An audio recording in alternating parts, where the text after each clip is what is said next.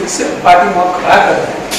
और आपने दो बातें जी, एक बोले कि आप 41 सीट का जी, देखिए हम लोग सीट की संख्या के बारे में नहीं बात करें, लेकिन निश्चित रूप से चूंकि बिहार झारखंड एक था तो हमारी पार्टी समता पार्टी के समय से वो हमारा काफी प्रभाव है।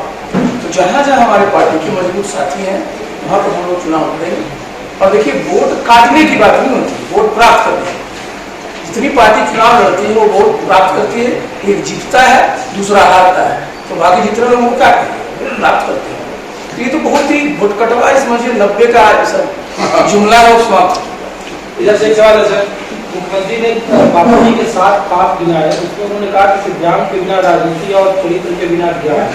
इसका सर युवराज सिंह और जो बीजेपी का जो स्ट्राइक है दिल्ली के खिलाफ इस संदर्भ में कहा जाता है। देखिए आप लोग बार बार जिस चीज की चर्चा करते हैं, देखिए ये जो हमारे वरिष्ठ नेता त्यागी जी कह रहे हैं, आप लोग बिहार में कुछ लोगों को पकड़ लेते हैं, हमारे कुछ लोगों को पकड़ लेते हैं, कुछ बीजेपी के लोग पकड़ लेते हैं, और फिर जो है फिर अपना नैरेटिव तैयार करते। आप जरा जान लीजिए ये जो हमारे नेता बार बार गांधी जी के जो साथ जो बात की चर्चा करते हैं, आप चले जाइए बिहार के ग्रामीण इलाके में कोई विद्यालय नहीं होगा जहाँ को लिखा हुआ नहीं। और इसलिए आप किसी से भी उसको देखिए, जो हम लोग बात करते हैं सिद्धांत के साथ राजनीति होनी चाहिए, तो सिद्धांत के बिना कैसे हम लोग राजनीति कर सकते हैं?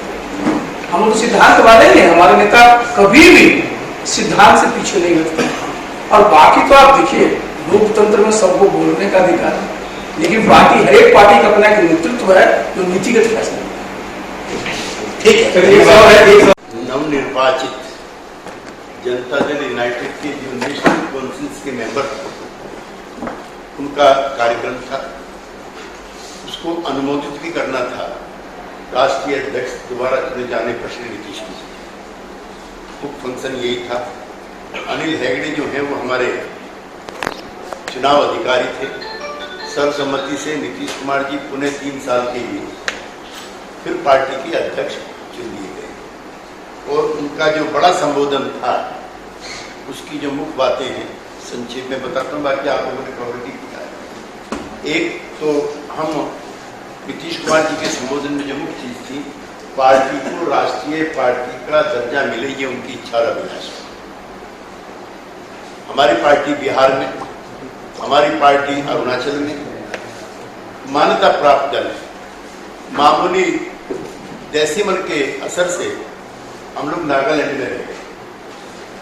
रामचंद्र बाबू पार्टी के पदाधिकारी होने के नाते, पड़ोसी होने के नाते भी झारखंड का देख रहे। झारखंड में हमारे एमपी भी रह चुके हैं, मंत्री भी रह चुके हैं और एमएलए भी रह चुके हैं। और जो संयुक्त बिहार है वो नीतीश कुमार जी के प्रभाव वाला क्षेत्र भी है। जनता दल का भी, लोक दल का भी, समाजवादी आ। तो होपफुली हम झारखंड में चुनाव लड़ेंगे and hopefully we will do better than before. इसी तरह से दिल्ली के अंदर भी लोक दल भी, समाजवादी पार्टी भी, जनता दल भी तीसरे नंबर की पार्टी रह चुकी। यहाँ हमने एमएलए भी जिताए हैं, म्यूनिसिपल कॉर्पोरेशन के मेंबर भी हैं, और काशीराम जी के मुकाबले में जनता दल ने उम्मीदवार खड़ा करके 3.5 लाख वोट जो हैं पूर्वी दिल्ली से प्राप्त किए। ये पुराना रिकॉर्ड रहा। हम यहाँ भी चुनाव लड़ेंगे। हम अपने बलबूते पर दोनों राज्यों में चुनाव लड़ेंगे, क्योंकि भारतीय जनता पार्टी का हमारे यहाँ पर फीडबैक, उसको टकराव की संज्ञा देना भी गलत है।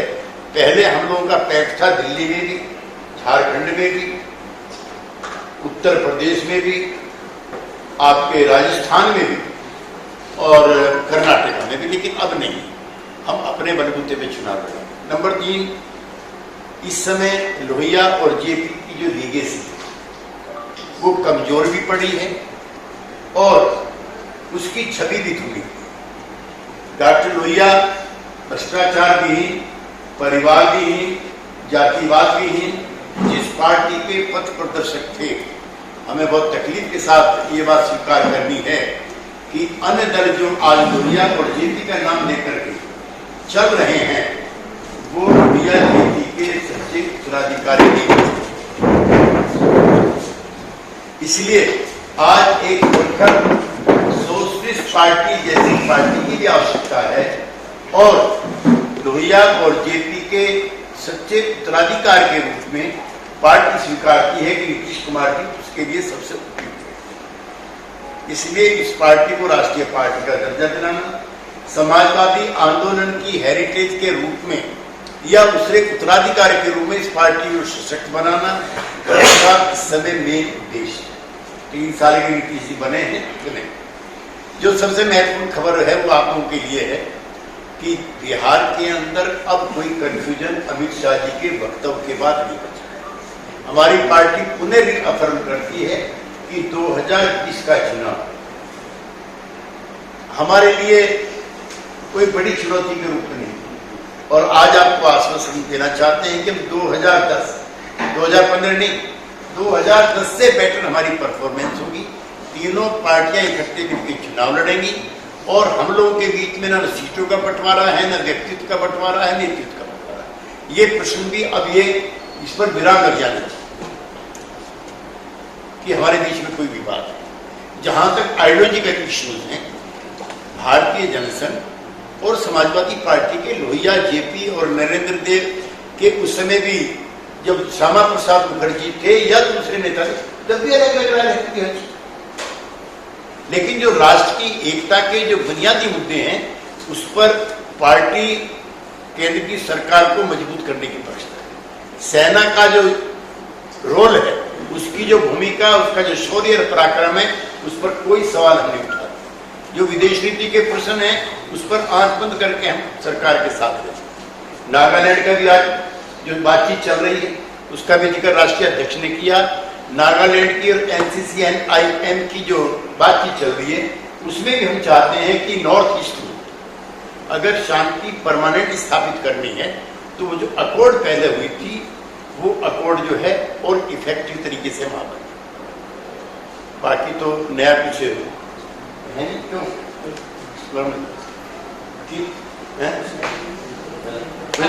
सारे कंफ्यूजन बचा है। सर आगे चल के क्या केंद्रीय मंत्रिमंडल में भागीदारी के लिए कोई चर्चा है? ऐसी आशा है कि JDU party Janata Dal United के नेता श्री नीतीश कुमार जी ने बिहार में हमारी पार्टी ने proportionate representation Bharatiya Janata party को दिया है, जबकि भारतीय जनता पार्टी को मैंडेट भी नहीं था। ये हमारा गुडविल जेस्चर। पिछले जब हम 2015 के मैंडेट के बाद जब अलग हुए उसके बाद भी 1.5-2 साल तक हमारा कोई मंत्री नहीं था, लेकिन जनता दल यूनाइटेड ने कभी कोई मांग इस तरह हम चाहते हैं कि समरसता के लिए, एकरूपता के लिए और बिहार के समन्वय के लिए जनता दल यूनाइटेड को अगर निमंत्रण मिलता है तो हम तो प्रोपोर्शनेट रिप्रेजेंटेशन चाहिए। हम वहां पे सबसे बड़ी पार्टी और हमने डिप्टी चीफ मिनिस्टर तक बनाया भी भारतीय जनता पार्टी का। इसलिए उनके नेताओं से हमारा आग्रह होगा कि कोई प्रोपोर्शनेट रिप्रेजेंटेशन के लिए कभी भी अगर एनडीए के नेता श्री मोदी जी या श्री अमित शाह जी जनता दल यू को केंद्रीय मंत्रिमंडल में लाने का प्रयास करेंगे, हम तहे दिल से स्वागत करेंगे। हमारी कोई शर्त नहीं। और ऐसा करके बिहार से बाहर ये जो एनडीए है और प्रोग्रेसिव बनेगा और कोहेसिव बनेगा और ब्रॉड बेस बनेगा। और ये मैं ऑफ द रिकॉर्ड कह रहा हूं, इसमें लिखेगा मत। जो रिप्रेजेंटेशन है बिहार उसमें जो गरीब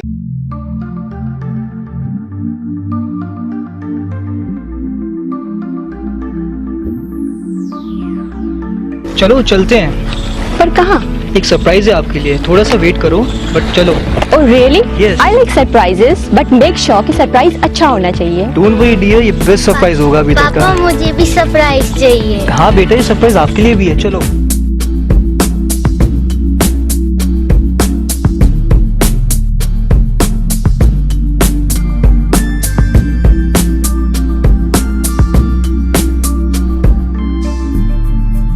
बताओ कैसा लगा? It's so beautiful, amazing. By the way, किसका घर है? ये हमारा पैनोरमा, हमारे सपनों का घर है। वाह, हमारे सपनों का घर है। पर क्या हम इसे अफोर्ड कर पाएंगे?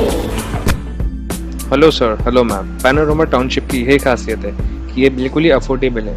इसके साथ साथ यहाँ मेट्रो सिटी की तरह सारी अमेनिटीज भी हैं, जैसे कि parking space, temple, club house and many more. सबका सपना घर हो अपना। पैनोरमा।